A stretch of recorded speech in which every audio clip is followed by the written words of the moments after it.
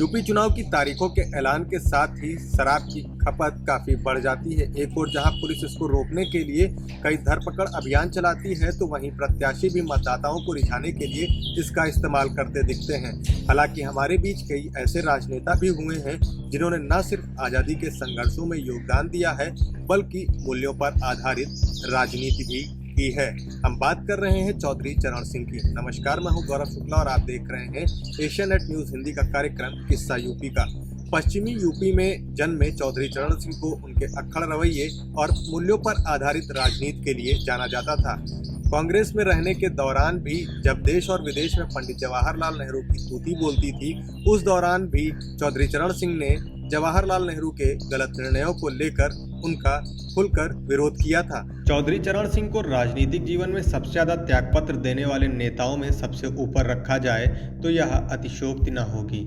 आज जब प्रत्याशी एन केन प्रकारेण चुनाव जीतना चाहते हैं, ऐसे में हमें चौधरी चरण सिंह के जीवन का एक वाकया याद आता है। चौधरी चरण सिंह ने चुनाव के दौरान एक शराब के व्यापारी का चंदा लौटा दिया था।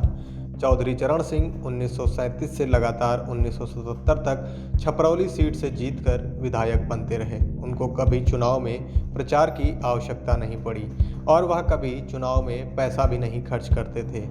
एक चुनाव में बड़े शराब कारोबारी ने चौधरी चरण सिंह के पास पहुंचकर उन्हें मोटा चंदा देने की पेशकश की थी।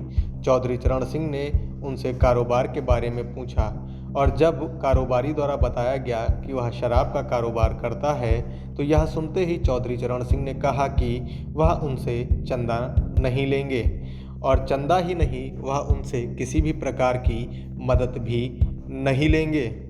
दरअसल चौधरी चरण सिंह शराब के खिलाफ थे और उनका मानना था कि वह यदि शराब कारोबारी से ही मदद लेंगे तो फिर युवा पीढ़ी को इससे कैसे दूर रख पाएंगे, जिसके चलते ही उन्होंने शराब कारोबारी की ओर से की गई इस पेशकश को साफ तौर पर लेने से इनकार कर दिया। उन्होंने शराब कारोबारी से किसी भी प्रकार का कोई चंदा नहीं लिया।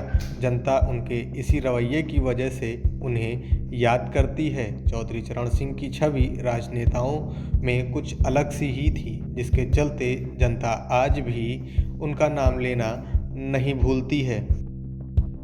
चौधरी चरण सिंह ने कहा कि वह जिस शराब के खिलाफ हैं, अगर उसी के कारोबारी से मदद लेंगे तो युवा पीढ़ी को इससे दूर कैसे रखेंगे। साफ तौर पर कारोबारी की ओर से की गई पेशकश का चौधरी चरण सिंह ने साफ तौर पर इनकार कर दिया। आज के किस्से में फिलहाल इतना ही। कल किसी और राजनेता के किस्से के साथ हम आपके सामने फिर हाजिर होंगे। तब तक देखते रहिए एशियानेट न्यूज़ हिंदी।